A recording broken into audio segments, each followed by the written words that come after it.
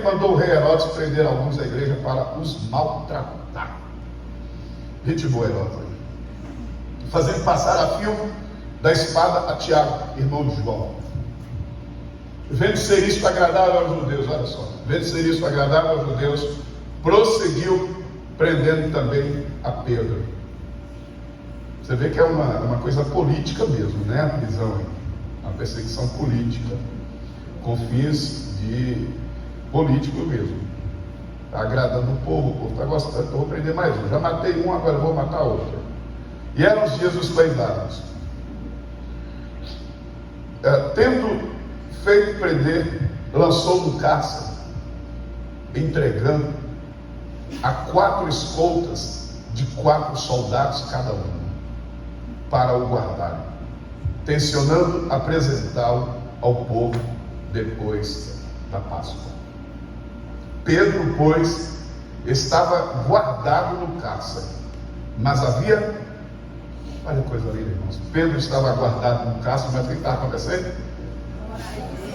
A igreja orava de vez em quando, incessante, havia oração incessante a Deus por parte da igreja a favor dele. Quando Herodes estava para apresentá-lo, naquela mesma noite, uma coisa linda, não sei se é linda, né? Mas vamos lá.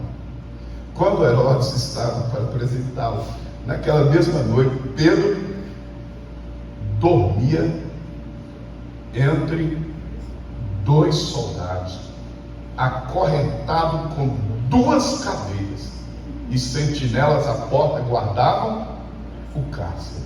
Versículo 7. Eis, porém, que sobreveio um anjo do Senhor, e uma voz iluminou a prisão, e tocando ele o lado de Pedro, o despertou, dizendo: levanta-te depressa. Então as cadeias caíram-lhe das mãos. Disse-lhe o anjo: cinge-te e calça as sandálias. E ele assim o fez. Disse-lhe mais: põe a capa e segue-me. Então saindo, o seguia,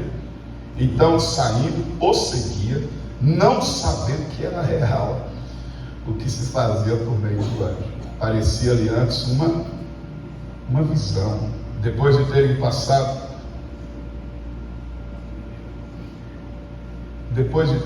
passado a primeira e a segunda sentinela, chegaram ao portão de ferro que dava para a cidade, o qual lhes abriu automaticamente, e saindo enveredaram por uma rua, e logo adiante o anjo se apartou dele.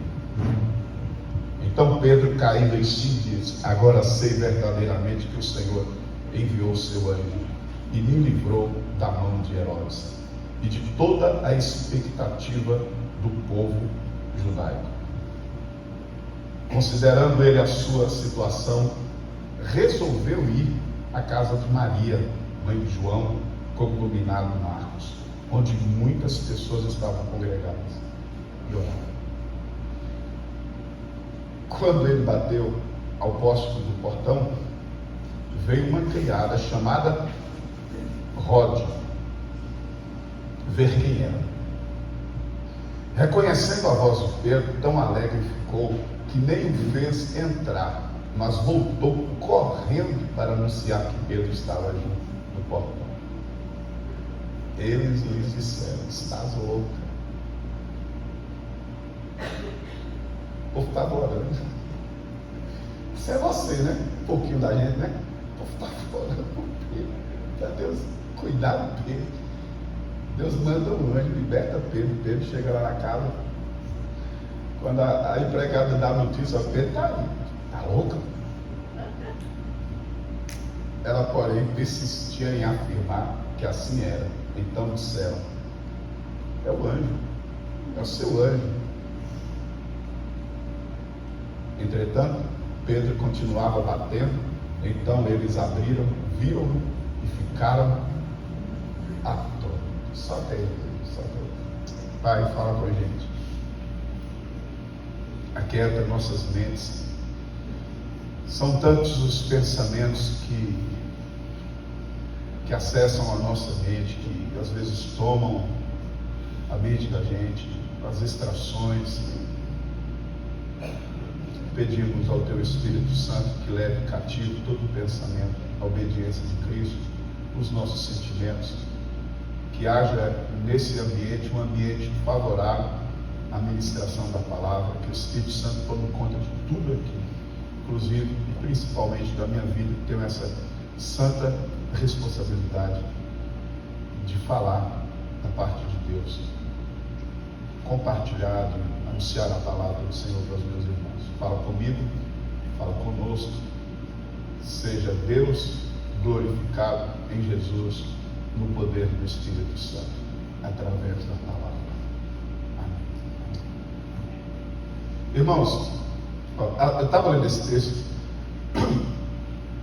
a sensação, o pensamento, o sentimento de imediato que veio ao meu coração foi de só aumentar a paixão, o amor, a admiração que eu tenho pela igreja de Deus.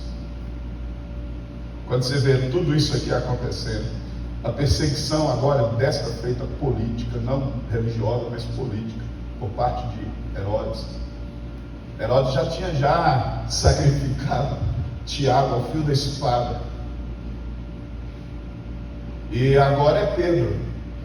Estava sendo vantajoso politicamente, estava dando ibope para ele. E aí você vê essa violência de Herodes, essa perseguição hostil, com fins mesmo de morte mesmo. E você vê o livramento que Deus deu a Pedro, e vê também o livramento que não deu a Tiago. É uma soberania de Deus. Quem vive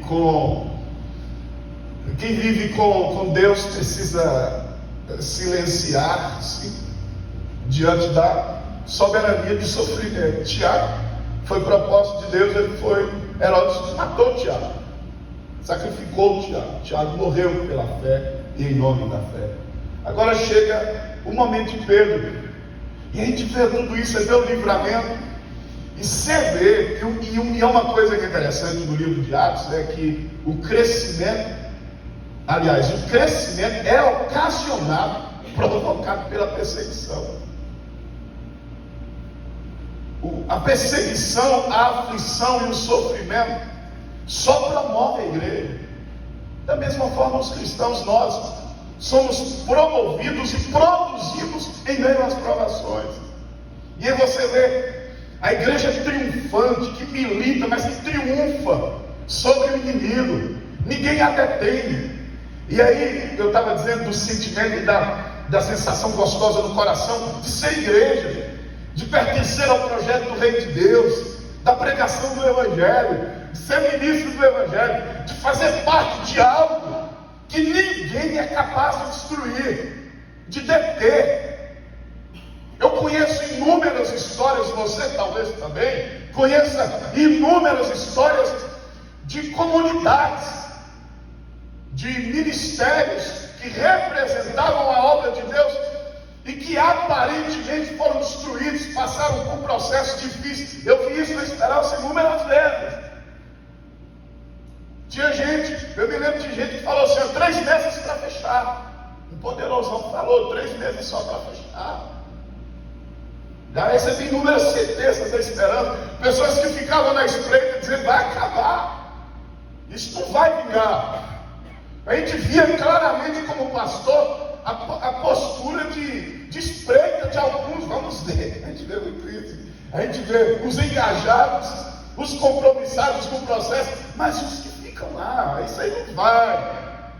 E quantas vezes em momentos difíceis a gente renasce, ressurge, sobrevive. A gente deveria ter uma alegria superior, maior do que todas as alegrias, a alegria de pertencer à igreja de Deus. E eu sei que você está entendendo que eu não estou me referindo à instituição, estou falando da igreja de Deus. Ninguém na história conseguiu destruí-la. Não houve império, não houve perseguição, não não houve nada, cruzadas e lá em Roma, me lembra aí, meu Deus do céu, Coliseu, aquelas lutas lá terríveis, acontecimentos lá, né? Nada destruiu a igreja, nada destrói a igreja. Cristo Jesus diz: eu vou edificar a minha igreja e as portas do inferno não vão prevalecer contra ela. Você deveria se alegrar em fazer parte da igreja, renovar essa alegria, se possível, eu acredito que sim, de pertencer à igreja de Deus, de servir no reino, de pregar o evangelho. Jesus estava lá com Pedro, com os discípulos naqueles primeiros momentos da história, que foram mortos, entregaram suas próprias vidas, a história dos mártires. Meu Deus, tanto sangue que se converteu em semente, e nós estamos aqui fruto de homens e mulheres que dedicaram suas vidas ao evangelho. A gente vê hoje Conquista uma cidade próspera, mas quantos desbravadores do evangelho nessa cidade sofreram perseguições religiosas, políticas, malignas. Sem falar da política, da religiosa, tem o Satanás, o opositor da igreja, aquele que quer deter e quer parar o reino de Deus. E está aí, nós somos resultado. E eu fico pensando em Conquista, a cidade tão abençoada, tantas igrejas. Eu acho que é uma das grandes alegrias do Conquistense são as igrejas de Vitória da Conquista. Quantas centenas e milhares de pessoas me falaram, eu não sei se procede, acho que 30% ou 30% da população conquistense cristã evangélica protestante. Igreja por todo canto, parece que são 900 igrejas, parece. O evangelho, mas quantas pessoas deram suas vidas? Eu só queria, como introdução, dizer para você, irmão, encha seu coração de alegria, se sinta honrado, privilegiado, mas também muito responsável por esse processo de ser igreja de Deus, e para nós especificamente sermos esperança. Mas sobre a vida de Pedro, esse momento da vida de Pedro é preso, segurança máxima, presídio federal, segurança máxima, não tem possibilidade de escapatória nenhuma, não há. No domínio natural, Pedro vai morrer. 7 dias se passaram, Pedro está preso, vai ser julgado, condenado à morte. Herodes vai matar Pedro. Quem não sabia disso? Todos sabiam. Os judeus sabiam, todos sabiam, inclusive Pedro. Pedro sabia da intenção. Pedro sabia da intenção de Herodes. E nesse exato momento da vida de Pedro, 16 soldados responsáveis pela segurança de Pedro, o dia inteiro, 4 escoltas. Eram 2 soldados, Pedro aprisionava 2 soldados, e 2 soldados na porta do cárcere. Ninguém podia invadir aquilo. Herodes estava garantido que seria mais uma vez aplaudido pelo povo judeu, pelo assassinato de um irmão, Pedro. Algumas coisas estão acontecendo. A igreja está orando. A igreja está orando. No domínio humano, natural, não tem nada a ser feito, irmão. Cristão não pega, cristão não faz revolução. Cristo falou com Pedro: Pedro, põe essa espada na manhã. Não é assim que se faz transformação. O evangelho não é o evangelho de revolução, desse tipo de revolução. Não fizeram nenhum movimento social, não buscaram nenhuma influência política para poder tentar convencer Herodes a desistir da intenção de matar Pedro. Essas articulações que todos nós realizamos no dia a dia, para a gente se virar, para a gente resolver as questões da nossa vida, as impossibilidades, como a gente se articula. Os irmãos estavam lá no ambiente de Pentecostes, de ceia, lá no cenáculo, lá na casa provavelmente o cenáculo era esse espaço, a casa de Maria, mãe de João Marcos. E eles estavam lá orando a Deus. A igreja estava orando em favor de Pedro. E eu fico pensando assim: o que foi que roubou de nós a confiança no poder da oração? O que a oração é capaz de fazer, irmãos? O que uma igreja de joelhos, a influência que uma igreja, aliás, a influência de qualquer igreja, eu trago especificamente para uma comunidade de fé, a influência dela está na sua vida de profundidade de oração, de compromisso com as escrituras, de pregação. A gente enxerga aqui esses dois braços: testemunho pela pregação e oração. É prático assim. A gente fica inventando coisas, né? Terapia de não sei o quê, né? Culto de cura interior, meu Deus, a gente fica procurando congresso, não sei o quê, a gente fica inventando, buscando artifícios, recursos para a gente resolver questões. E a fé cristã é muito básica. Compromisso com o testemunho cristão, pregação da palavra, que nós encontramos aqui um homem engajado na missão, uma igreja pregando, dando testemunho de Cristo, agora em Jerusalém, e uma vida de oração. Essas duas coisinhas básicas que todos nós. Eu estava aqui preparando uma classe que vai, irmãos que serão batizados agora, no primeiro domingo de dezembro. Você que quer ser batizado, nos procure. Estava conversando com eles a respeito da simplicidade da fé cristã. A igreja estava orando. A influência de um cristão, irmãos, está na sua vida de oração e de compromisso com a palavra de Deus. Mas o que chama a atenção mesmo é que Pedro estava dormindo.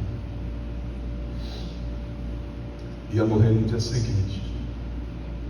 Eu estou falando dentro, toda a intenção política de Herodes era matar. Estava tudo preparado pelos homens. Ele vai morrer. Na mentalidade do projeto arquitetado por Herodes, estava tudo certo. Não é matar Pedro. Pedro está dormindo. Quem aqui dormiria em condições assim? Não tão favoráveis de sono, que não era masmorra, você imagina, não era nada confortável. Acorrentado, vai morrer amanhã. Mas Pedro está dormindo. Aí o que eu pensei foi o seguinte: o que estava no coração de Pedro? A gente vai tratar mais em termos de especulações, até porque o texto não vai dizer. Mas, por exemplo, a primeira coisa que a gente pode levar em consideração é o que passou no coração de Pedro, como ele viveu a disposição da mente dele que o permitiu dormir. O que havia nessas disposições? Quais eram as disposições mentais de Pedro? A primeira coisa que eu fico pensando é o seguinte: Pedro já tinha sido preso 2 vezes. E uma delas ele foi solto pelo anjo. Ele já viveu a experiência. Essa é a terceira prisão de Pedro. Capítulo 4, Pedro é preso por conta da pregação. Capítulo 5, por conta da pregação, Pedro é preso.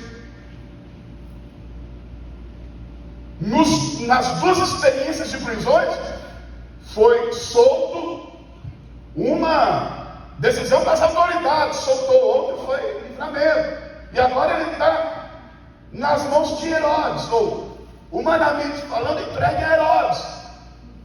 Então, experiência. O que nos faz descansar e confiar e viver esse jeito de vida de descanso em Deus, de fé, de serenidade, de tranquilidade, de quietude? Experiência com Deus, pessoais com Deus. A gente está precisando disso. A gente fica vivendo de terceiros, de experiências de terceiros. ou de experiências, sei lá, muito antigas. As experiências de Pedro foram bem recentes. Passei por lá, passei pela prisão, o Senhor estava lá comigo, Ele cuidou de mim.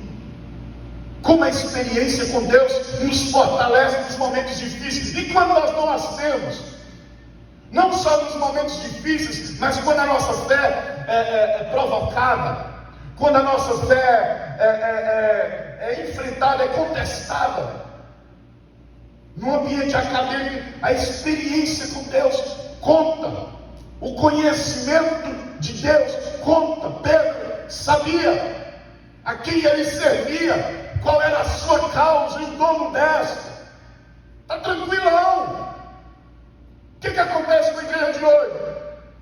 Muita conversa, muita empolgação, muita euforia, pouco conhecimento de Deus, conhecimento prático, experimental, muito consentimento mental. Deus é isso, Deus é aquilo, tudo. Mas consentimento, anuência mental não salva ninguém. São as experiências, e pais, prestem atenção, levem os seus filhos a conhecerem verdadeiramente a Deus, a viverem experiências com Deus. Porque sem as experiências, irmãos, fica difícil, é insuportável. Pedro já tinha sido preso.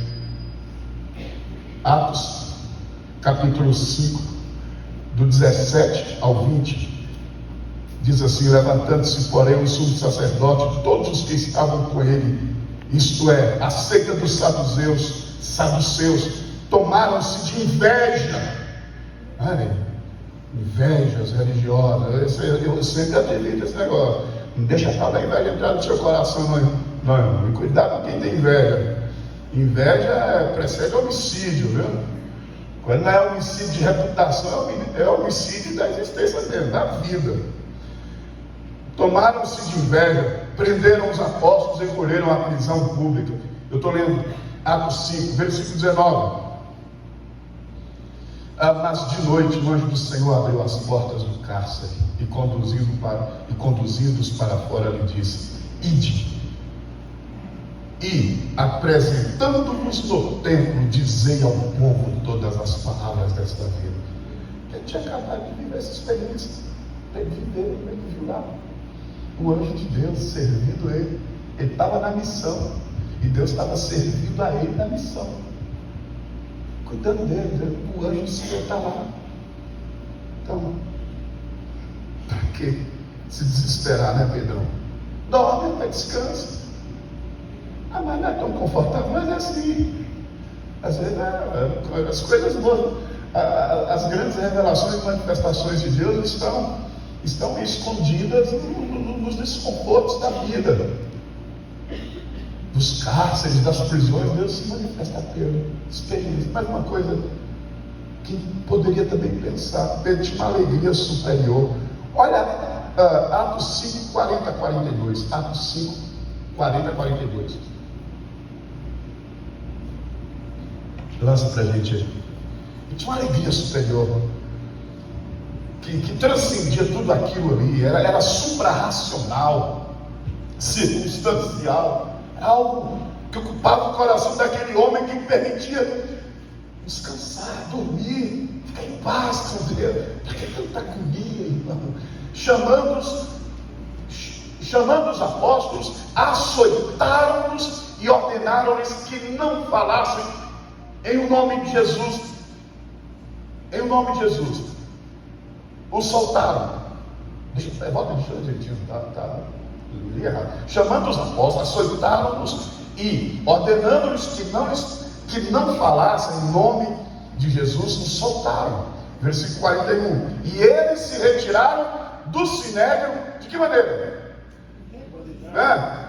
Regozijando-se por terem sido considerados dignos de sofrer afrontas por esse nome. Os caras com uma alegria que transcendia todas estas que a gente busca todos os dias. A alegria de servir a Cristo, a alegria de servir a Cristo na missão de Cristo. Então, transcende as circunstâncias, a razão. Foram presos aqui, açoitados, e saem sorrindo. Parece uma coisa de louco, de gente que não pensa direitinho, sabe? Mas não, é a loucura do Evangelho. Daqueles que dão testemunho de Cristo, eles não se sentiam dignos. O que ele está dizendo é justamente o que está em Filipenses 1:29. Filipenses 1:29. Olha o que o texto diz, Filipenses 1:29. Nos foi concedida a graça. O que é graça, irmão? O que é graça? Pronto. Nos foi concedida a graça de quê? De padecer por graça, sofrer por Cristo. E Pedro sabia que estava sofrendo por Jesus, diferente tanto de encrencas e sofrimentos e danos ocasionados por decisões e escolhas humanas. A maioria dos sofrimentos somos nós que causamos. Você está num monte de encrenca e dificuldade que você ocasionou. Questões financeiras que você gerou. Questões do casamento que você gerou. Ou que nós geramos. Situações diversas. Mas Pedro sabe a causa pela qual ele sofre. Ele está sofrendo por Cristo. E ele tem de ser graça. Eu não mereço sofrer por Jesus. Cadê a geração que Deus vai levantar com esse sentimento? E com esse engajamento? Eu não sou digno sequer de sofrer por Cristo. E olha, e a gente vai sofrer. E a gente vai sofrer. Vocês não pensem parte dessa loucura de querer colocar um presidente crente para mudar o mundo. Olha, minha gente, eu fico pensando nas doideiras que a gente vive na fé. Eu me lembro que teve um tempo em Conquista que a gente orava por um prefeito evangélico para a cidade viver um avivamento. Esses tempos a gente estava orando por um presidente crente para o Brasil mudar de vida. Eu não vou entrar nisso, não, porque eu sei que a polarização gera um fanatismo que as pessoas não param para pensar. Mas o evangelho não tem nada a ver com isso. Pode preparar. A despeito de quem você colocar lá ou não colocar, meu irmão, está traçado. Perseguição. O mundo nos odeia. Você esqueceu disso? João 18. O mundo nos odeia. Nos odeia porque nós recebemos a palavra que contém os princípios do reino que são contraditórios aos do mundo. Valores e crenças e princípios contraditórios aos do mundo. O mundo nos odeia porque nós recebemos a palavra. Mas o mundo nos odeia também porque nós não somos do mundo. O que você aguarda nesse mundo? Fica aí brincando de ser crente dentro de sua casa. Ou nós, crentinhos de, sei lá, os nossos filhos estão precisando de referências sérias na fé. De homens, de casais sérios na fé, profundos em Deus, senão eles não terão uma referência para suportar. Ou se nós não os levarmos ao conhecimento real de Deus, eles não vão suportar. Não. Só vai estreitar aqui. E que venha mesmo. Está com medo de ser perseguido? A gente não viu nada ainda, irmãos. A perseguição é necessária. É necessária. É necessária e natural. A igreja. Spurgeon disse que deveríamos estar preocupados não quando o mundo nos odeia, mas quando o mundo nos ama. Meu irmão, se você está sendo queridinho, a igreja é queridinha, o cristão queridinho, se preocupe com isso. E não entenda também, não confunda a minha palavra com ser crente chato, que já é outra espécie que concorda comigo. Estou falando disso. Estou falando que um cristão sério que vive os princípios do reino, ele vai passar por perseguições. E esses homens tinham uma alegria superior, irmãos, a alegria em Cristo, a alegria da salvação, a alegria do céu. Estava conversando com a Juliana hoje. Para quem não sabe, uma irmã da nossa igreja, ela perdeu seu pai. E uma semana antes, Deus permitiu que o pai dela, aliás, inclusive aqui no conto, já começou uma experiência de salvação, de transformação aqui no conto. E na UTI, eles tiveram acesso, foram conversando. Ele teve uma semana de preparação e despertamento espiritual. E Juliana estava conversando, dizendo: pastor, o que mais descansa no coração, o que mais me alegra, é saber que meu pai foi alcançado e salvo por Cristo Jesus. Você imagina, ela vivendo uma luta terrível, um pai querido para ela, de muita experiência relacional e tudo, e morreu. E ela, a alegria dela, ela falava com uma paz, com a saudade, com a dor do luto, que é normal, mas com uma paz, uma coisa, um semblante sereno, é uma alegria superior. Problema, irmão, problema que os estímulos da gente hoje são outros. O que nos causa alegria hoje são outras coisas. Quando a gente se encontra numa situação dessa, não sei se semelhante, mas de sofrimento, de impossibilidade humana, de hostilidade, de possibilidade de morte, quando a gente se encontra, a gente se entrega a uma angústia, um desespero. Pedro está dormindo porque conhecia Deus, dormindo porque tinha uma alegria no coração desse homem, que estava para muito acima, muito além de qualquer outra alegria. A alegria que esses homens tinham no coração por Cristo transcendia a alegria até de uma libertação. Era uma alegria superior que eles tinham. Uma outra coisa interessante, Pedro deveria ter alguma referência, algum pensamento. Vocês lembram de quê? Pedro dormindo, vocês lembram de quem? Pedro vai ser morto, está dormindo.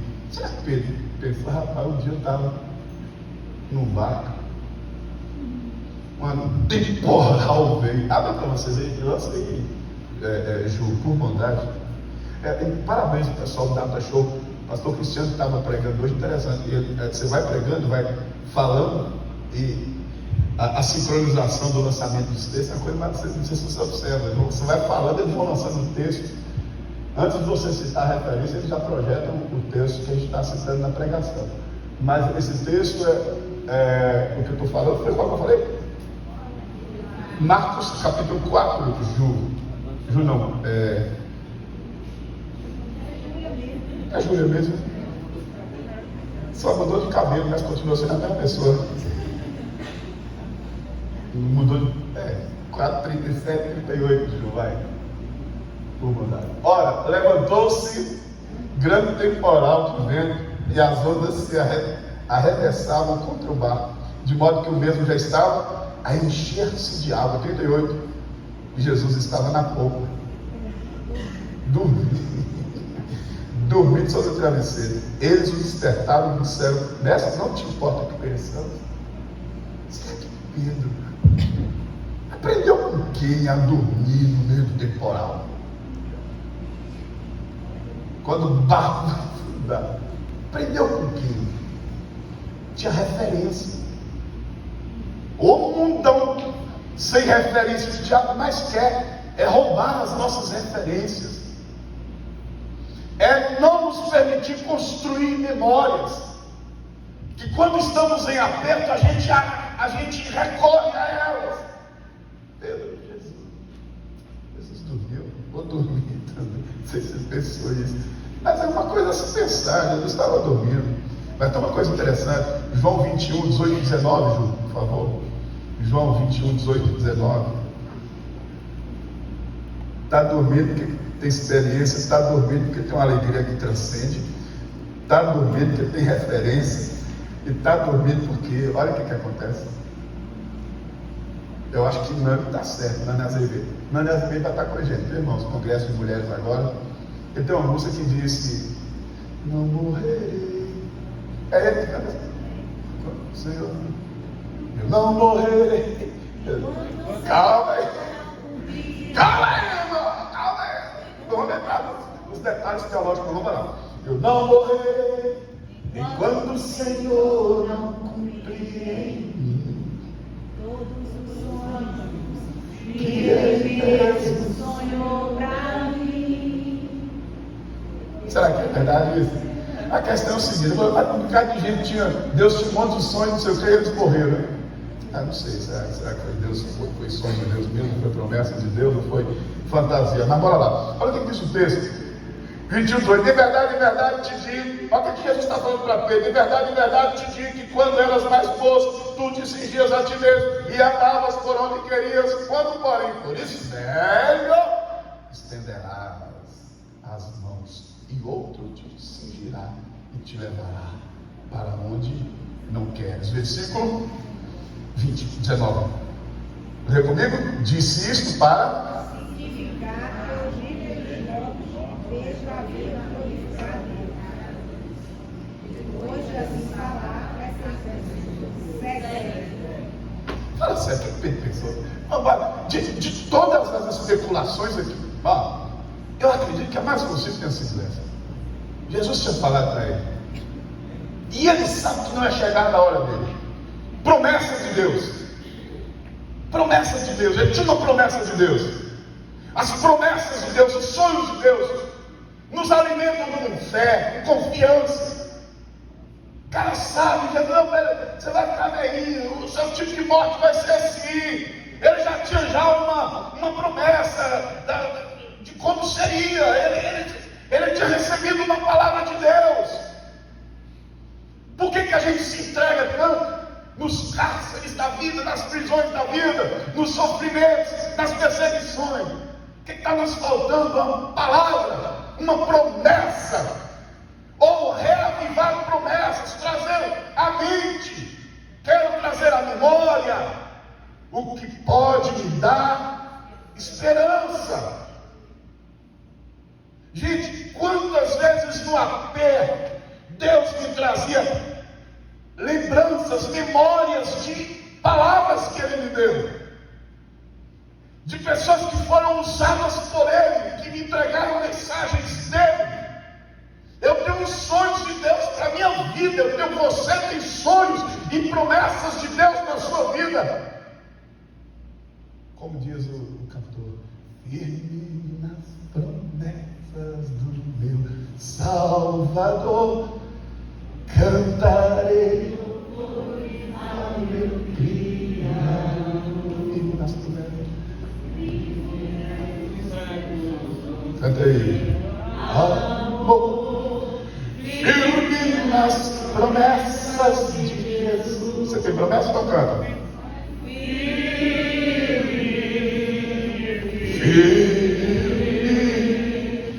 Firme nas promessas de Jesus, meu mestre. Firme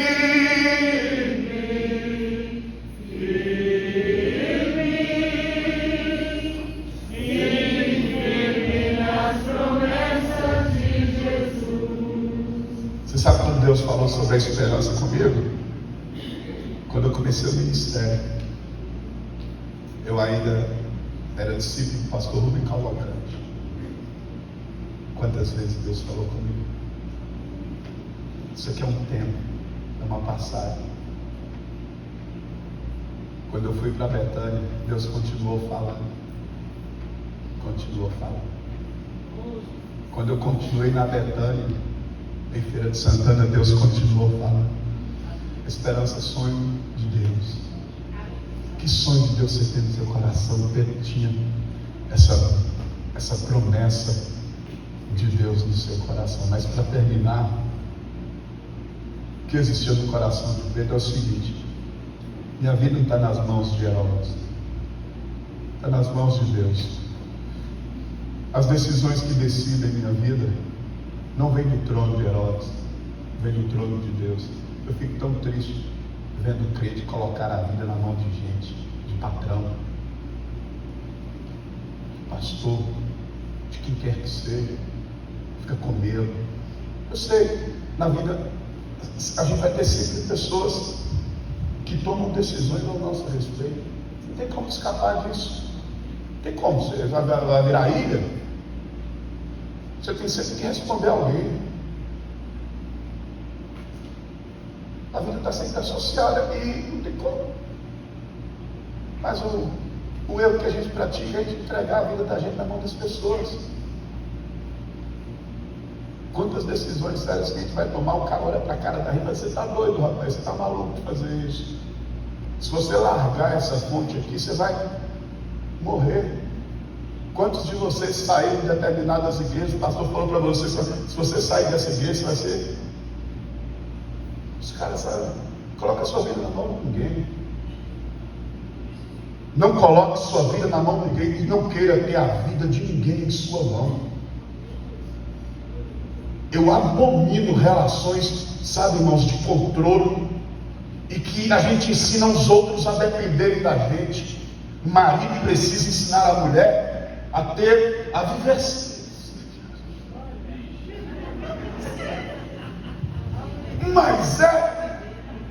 Mas é.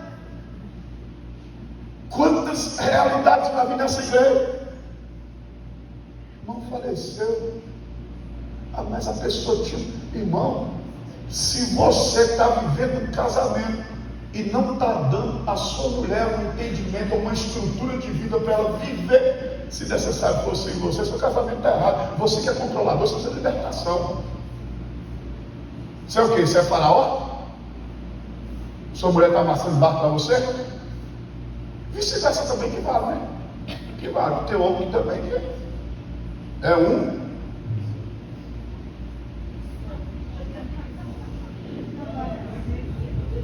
Pelo amor de Jesus, homens!